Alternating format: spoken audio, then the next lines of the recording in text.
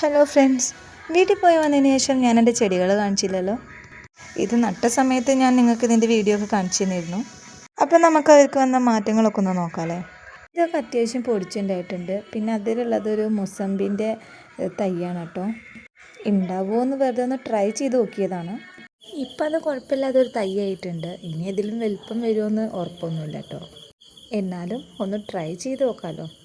പിന്നെ ഇത് ഈ ചെടിയിൽ പൂവൊന്നും ഉണ്ടായിരുന്നില്ല കേട്ടോ. ഇപ്പം നല്ല മൊട്ടുകളൊക്കെ ഉണ്ടായിട്ടുണ്ട്, പൂവൊക്കെ വിരിഞ്ഞിട്ടിട്ട് നല്ല ഭംഗിയുണ്ടല്ലോ കാണാൻ. അച്ഛനായിരിക്കണം ഇതിലിത്തിരി ചാണകപ്പൊടിയൊക്കെ വെതറി കൊടുത്തിട്ടുണ്ട്. ഈ ഒരു ചെടി ഞാൻ പോകുന്നതിന് മുമ്പ് അത്യാവശ്യം നല്ലതായിരുന്നു കേട്ടോ. ഇപ്പം അതിൻ്റെ തല എന്തോ വെട്ടിയിട്ട പോലെ ഉണ്ട്. അതായത് ഈ ഓന്ത് കോഴിയൊക്കെ ഇങ്ങനത്തെ ചെടികൾ കൊത്തിയിടുമല്ലോ, അങ്ങനെ ആയിരിക്കാം അതൊന്നും ഞാൻ വിചാരിക്കുന്നു. ഈ ചെടിക്ക് വലിയ മാറ്റമൊന്നും ഞാൻ കാണുന്നില്ല കേട്ടോ. ഉണക്കമായിട്ടില്ല, എന്നാൽ വളർന്നിട്ടുമില്ല. പിന്നെ ഈ ഒരു ചെടി ഇത് ഉഷാറായിട്ട് നിൽക്കുന്നുണ്ട്, നല്ല വൃത്തിക്ക്. പക്ഷെ ഒരുപാട് വലുപ്പമൊന്നും വെച്ചിട്ടില്ല കേട്ടോ. നമ്മുടെ വീഡിയോ കണ്ടവർക്കറിയാം, ഏറ്റവും ആദ്യം ഉണ്ടായ 2 പൂക്കളുള്ള ചെടികളിൽ ഒരു ചെടിയാണ് കേട്ടത്. ഏറ്റവും ആദ്യം തന്നെ അതിൽ പൂക്കളുണ്ടായതുകൊണ്ടാണോ എന്നറിയില്ല, അതൊന്ന് നന്നായി പഴുക്കുന്ന ഒരു രീതി ഉണ്ടല്ലോ, ആട്ടല്ല ഇതൊരു പഴുക്കുന്ന രീതിയിലായിട്ടുണ്ട്. ഇതിലും ഉണ്ട് കേട്ടോ ഒരു മൂസമ്പി തൈ.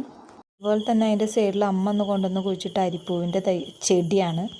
ഒരു വട്ടം അമ്മ മുറ്റത്ത് കൊണ്ടുവന്ന് കുഴിച്ചിട്ടതാണ്, പക്ഷെ അന്ന് അത് വാടിപ്പോയിട്ടുണ്ടായിരുന്നു. അതുപോലെ തന്നെ ഈ ഒരു ചെടി ഉഷാറാണ്, പക്ഷേ ഇതിൻ്റെ താഴെ നിന്നുള്ള ഇലകളൊക്കെ കൊഴിഞ്ഞൊരു നീളൻ രൂപത്തിലോട്ടാണ് പോകുന്നത്.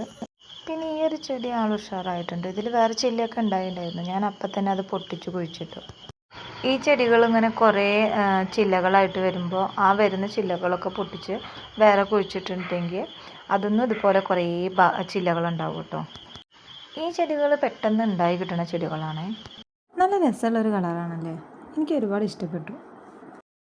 ഈ ഒരു ചെടി പിന്നെ ഞാൻ ഒരുപാട് ചില്ലകളുണ്ടായെന്ന് പറഞ്ഞില്ലേ, അതൊന്നും ഒരെണ്ണം പൊട്ടിച്ച് കുഴിച്ചിട്ടതാണ്. പക്ഷേ ഇത് ഏത് കളറിലുള്ള ചെടിയാണെന്ന് എനിക്ക് ഓർമ്മ കിട്ടണില്ല. പിന്നെ അതൊരു മുളകും ചെടിയാണ്. ഇത് ഉഷാറായി നിൽക്കുന്നുണ്ടെങ്കിലും എന്തൊക്കെ ഒരു അപകട പോലെ തോന്നും.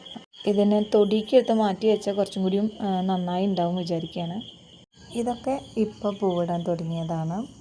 എന്തായാലും മനസ്സിന് വല്ലാത്തൊരു തൃപ്തി ഫീൽ ചെയ്യുന്നുണ്ട്. നമ്മളായിട്ട് നട്ടു വളർത്തിയ ഒരു ചെടികളൊക്കെ ഇങ്ങനെ പൂവിട്ട് നിൽക്കുന്നതാണ്. ഇപ്പം രസമല്ലേ. ഇത് തൊടിയിൽ നിൽക്കുന്ന ഒരു വള്ളിച്ചെടിയാണ്. ഇതിൻ്റെ പൂവ് എനിക്ക് ഇഷ്ടപ്പെട്ടപ്പോൾ ഞാൻ അതിൻ്റെ വിത്ത് കൊണ്ടുവന്ന് ഇട്ടതാണ്. കൊണ്ടുവരുമ്പോൾ അമ്മായി പറഞ്ഞിട്ടുണ്ടായിരുന്നു അത് വള്ളിച്ചെടിയാണ്, അതൊക്കെ പടർന്ന് പിടിക്കുന്നുള്ളത്. എന്തായാലും അത് മാറ്റി മറ്റൊരു സ്ഥലത്തേക്ക് വെക്കണം. കാശിത്തുമ്പ് നല്ല മൊട്ടൊക്കെ ഉണ്ടായിട്ടുണ്ടെങ്കിൽ കൂടിയും അതിൻ്റെ ഇലകളൊക്കെ നല്ല വാട്ടം വന്നിട്ടുണ്ട്. ഒന്ന് ഫോണിൽ കണ്ട് ട്രൈ ചെയ്തതാണ്, പക്ഷേ ഞാൻ വിചാരിച്ച പോലെ സക്സസ് ആയിട്ടില്ല കേട്ടോ. ചില സൈഡിൽ ചെടികൾക്ക് നല്ല നീട്ടവും ചില സൈഡിൽ നല്ല വൃത്തിക്കും ഉണ്ടായിട്ടുണ്ട്. ഇത് നമ്മുടെ തക്കാളി തൈകളാണ്, കുഴപ്പമില്ലാണ്ട് ഉണ്ടായി വന്നിട്ടുണ്ട്.